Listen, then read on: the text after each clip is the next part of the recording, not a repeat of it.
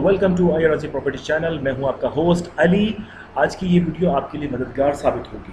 जैसे कि मकान की खरीदो फरोख्त में जिन अवामिल जिन चीज़ों की हमें ज़रूरत पड़ती है उससे रिलेटेड है आज का ये टॉपिक। तो सबसे पहले हम जिस मौजू में बात करेंगे वो है हमारा ग्रेट पाकिस्तान। आपको और बेशतर लोगों को तो ये मालूम ही होगा कि पाकिस्तान रकबे के लिहाज से दुनिया का 33वां बड़ा मुल्क है और जिसका टोटल रकबा 8,81,913 स्क्वायर किलोमीटर है और आबादी के लिहाज से दुनिया का 5वां बड़ा मुल्क है। तो आज हम बात करेंगे पाकिस्तान में प्रॉपर्टी की खरीदो फरोख्त पर। तो चलिए शुरू करते हैं।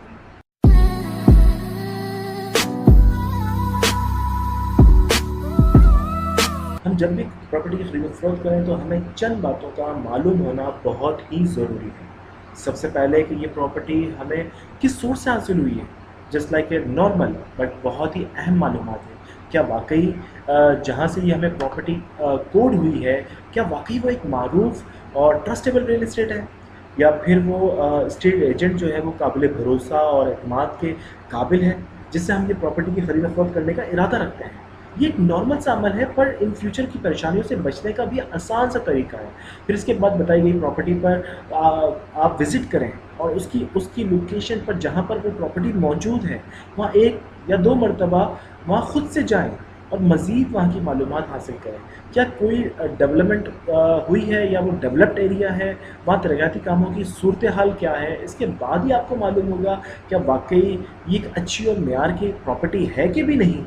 इसके आसपास की आबादी कैसी है, क्या क्या सहूलतें मौजूद हैं, क्या वहाँ पर कोई रोड, ब्रिज, हॉस्पिटल, स्कूल और क्या बाउंड्री वॉल ये मतलब मौजूद है कि भी नहीं।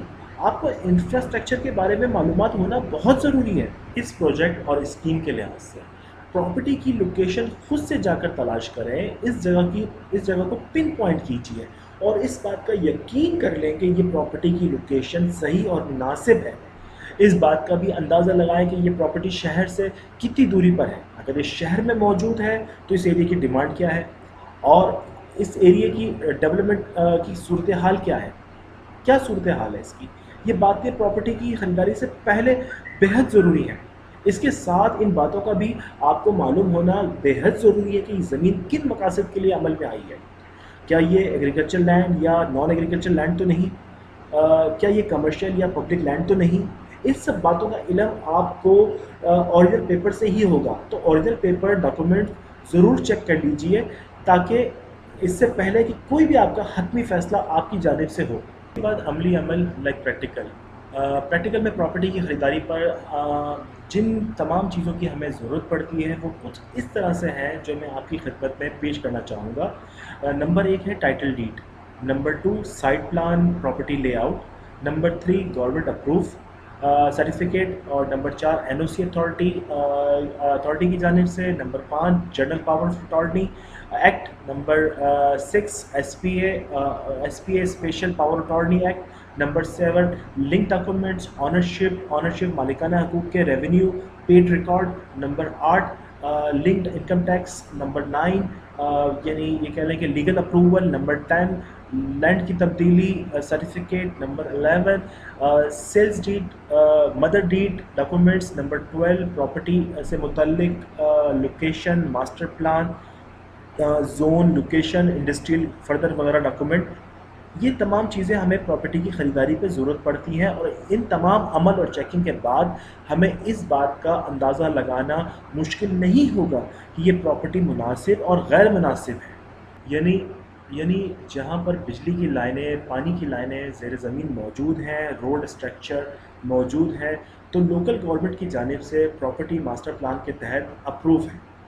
इनका जाल मौजूद है। इन बातों को बड़ी बारीकी से जायज़ा लीजिए और मालूम करें इन सब बातों का, तो आपका फ़ैसला सही जानिब होगा और आपको ये अंदाज़ा हो जाएगा कि ये एक सेफ़ और मुस्तक़बिल के लिहाज से बेस्ट इन्वेस्टमेंट है। और अगर ये तमाम अमल और पेपर्स वहाँ मौजूद नहीं हैं तो ये हाउसिंग प्रोजेक्ट, ये हाउसिंग स्कीम सेफ़ नहीं है। तो बराए करम यहाँ इस प्रॉपर्टी पे पैसा मत लगाएं, क्योंकि ये प्रॉपर्टी आपको सस्ते पैसों में तो मिल रही होगी پر چند فائدے کے لیے اپنے سکون اور پیسے کو برباد نہیں کیجیے. یہ ایک مخلصانہ ایڈوائز ہے آپ کے لیے. پراپرٹی بائنگ کرنے سے پہلے یہ بہت ہی بہتر ہوگا کہ اگر آپ ایک لیگل ایڈوائزر یا ایک ریئل اسٹیٹ پروفیشنل ایجنٹ کو ہائر کیجیے. پراپرٹی سے لنک ڈاکومنٹ جو بھی ہیں انہیں ضرور چیک کر لیجیے. پراپرٹی کا 30 سالوں کا ریکارڈ جس میں آپ کو تمام حقیقت معلوم ہو جائے گی کہ یہ پراپرٹی ان سے پہلے کن حضرات کے نام پر رجسٹر تھی یا انہی کے نام پر موجود ہے. یہ تمام ریکارڈ آپ کو رجسٹرار آفس میں ہی مل جائے گا. اس کے بعد پراپرٹی کی جو لین دین ہے اس سے پہلے پراپرٹی کے حوالے سے اخبار میں اشتہار ضرور لگائیں اور وہ بھی لوکل اور انگلش زبانوں میں.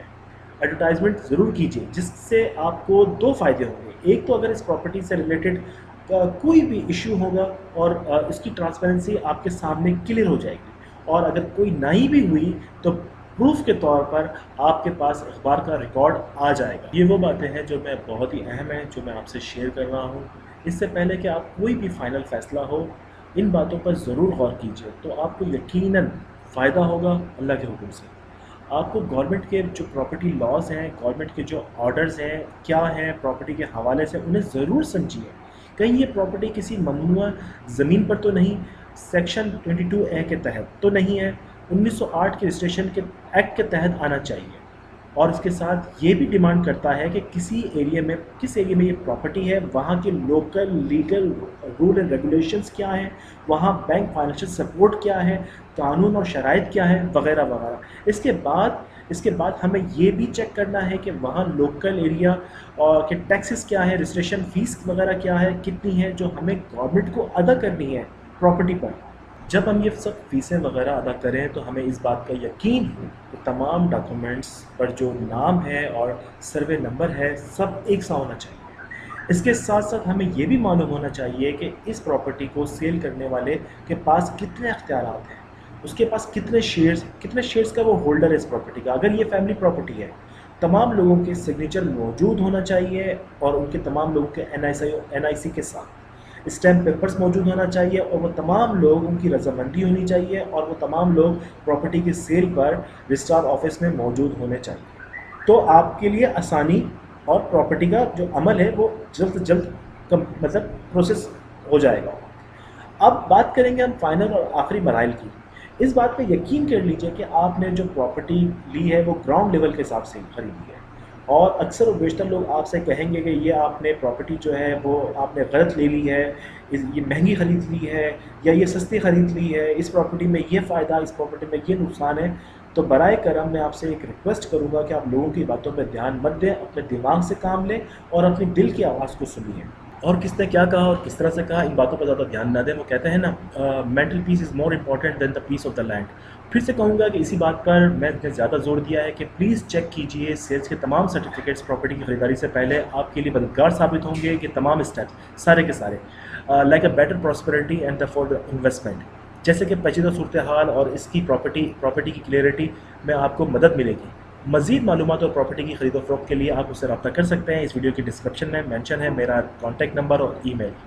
پلیز اجازت لینے سے پہلے اس ویڈیو کو لائک اور کمنٹس کرنا نہ بھولیے, اور بیل کے دیے گئے آئیکن کو ضرور پریس کیجیے تاکہ میری نئی آنے والی ویڈیو سب سے پہلے آپ تک پہنچے. اس ویڈیو سے ریلیٹڈ کوئی بھی کوشچن اگر آپ کرنا چاہیں تو نیچے کمنٹس میں آپ ٹائپ کر سکتے ہیں, میں آپ کو اس کا جواب جلد سے جلد ضرور دوں گا انشاءاللہ. میں ہوں آپ کا ہوسٹ علی خان, اور پھر ملتے ہیں نئی ویڈیو کے ساتھ. اب تک کے لیے اتنا ہی, دعا میں یاد رکھیے گا. اللہ حافظ.